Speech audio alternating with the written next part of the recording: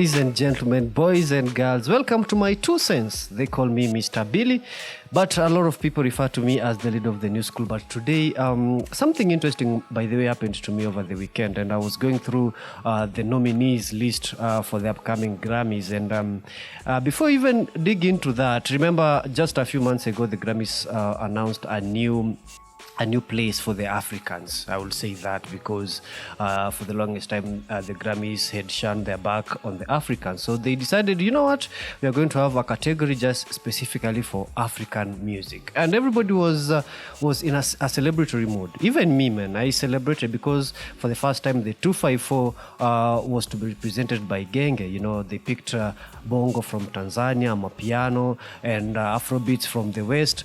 But when I was looking at the list, man, I was surprised because none of the East African artists were nominated. But I was wondering. I expected it to be like they will pick a song from each and every country that they listed under the genres of music, under the new place for African. But no, none of it.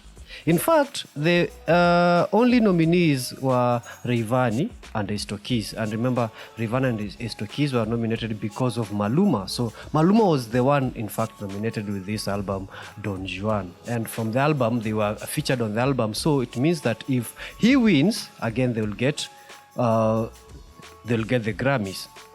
And this happened because, again, I remember a time back, Sauti Sol were also nominated, and they won because they were under the album of the Nigerian giant. It was called The African Giant by Burna Boy. So they won it because it was his album, not their album. So it had me thinking, when will Africans, like not even Africans, East Africans, when will they have their own nomination? Imagine just an artist from the 254 without him being featured or without her being featured on a collaboration with an international artist, just a Kenyan artist, just a Tanzanian artist, just a Ugandan artist. We celebrated, yes, but are we ready? Do we have the music to compete with the rest of the world? Do we have the arts to compete with the rest of the world? Because looking at this, you know, the West are dominating because Burna Boy has like, I don't know, like 3 nominations. Davido has like 4 nominations. Amapiano, they are all there. You know, Asake has been nominated. You know, Musa Keys has been nominated. Araya Star has been nominated. If you look at that, you ask yourself, where is East Africa? Where is Kenya? You know, the person who has been making waves when it comes to Grammys is Octopizzo, but Octopizzo has only been on the consideration list, not on the nomination list. Again, I'll be asking you this: do we have the music to compete with the West? Do we have the music to compete with Amapiano? Do we have the arts? And then now, after the announcement of the heatiest break between the boy band, which is Sauti Sol, which for most, they were considered as the ones to like bring the Grammys home. But now, they're not there. They broke up, allegedly. So who's stepping up?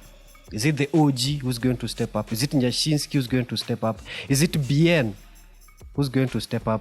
Or we were just in a celebratory mood for nothing? Because, man, I felt like we should be having a representative one. We should be having a nominee on that list. Or again, others will say it's too soon for us to start saying that because the Grammys, this is the first edition with the new edition of the African music. So we wait until we see like the second edition. How will it be, the third, the fourth? But I thought it will be a thing that will pick up immediately. Just my 2 cents. Peace.